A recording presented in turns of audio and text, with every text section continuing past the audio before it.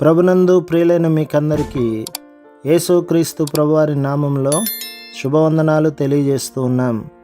దైవ సేవకులు బ్రదర్ భక్త సింగ్ గారి పరిచర్యలో నుండి దైవ మర్మములు నవంబర్ 29. నీతి నిమిత్తము హింసించబడువారు ధన్యులు, పరలోక రాజ్యము వారిది. మత్తయి సువార్త 5వ అధ్యాయం 10వ వచనం. కొన్ని సంవత్సరముల క్రిందట మహమ్మదీయుడు ఒకడు నన్ను చూడవచ్చి తాను క్రైస్తవుడనగుటకు కోరుచున్నానని నాతో చెప్పెను. అతడు ఉన్నత కళాశాల పట్టభద్రుడు. ఎక్కడైనను కూటములకు వెళ్ళితివా అని అడిగితిని. లేదు అనెను. అయితే సువార్త విషయమై ఇంత శ్రద్ధ నీకెలాగూ కలిగినది అని అంటిని.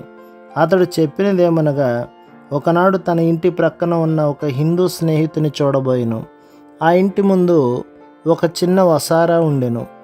ఈ మహమ్మదీయుడు అక్కడ నిలవబడి ఉండగా దొడ్లు ఊడ్చువాడు ఒకడు వచ్చి తన గంపను ఒక మూలలో పెట్టి ఆ వసారాను ఊడ్చుచుండెను. ఆ సమయమందు హిందువుడైన ఒక వ్యాపారస్తుడు కూడా ఆ ఇంటికి వచ్చి వసారాలో ప్రవేశించెను. అతడు కట్టుకొనిన పంచె ఆ గంపకు తగిలెను. ఆ వ్యాపారస్తుడు బహుగా కోపపడి కాలు నుండి చెప్పు తీసి, నీ గంప ఇక్కడ ఎందుకు పెట్టుకున్నావు అనుచు ఆ ఊడ్చేవానిని ఆ చెప్పుతో కొట్టనారంభించగా, నాది ఊడ్చే పని, నేను ఊడ్చుటకు వచ్చితిని అని జవాబిచ్చెను. అతడు దెబ్బలు కొట్టుటకు ఇంకొక చెంపను కూడా త్రిప్పి, దేవుడు నిన్ను దీవించునుగాక అనెను. అదంతయు జరిగిన తర్వాత మహమ్మదీయుడు తాను అంతయు చూచినందున, అతడు నిన్ను కొట్టుచుండగా ఎందుకు ఊరుకున్నావు? అది నీ తప్పు కాదు, నీ పని నీవు చేయుచున్నావు. తప్పంతయు అతనిదే. పంచె కొంచెము పైకెత్తుకొని నడవవలసినది అనెను.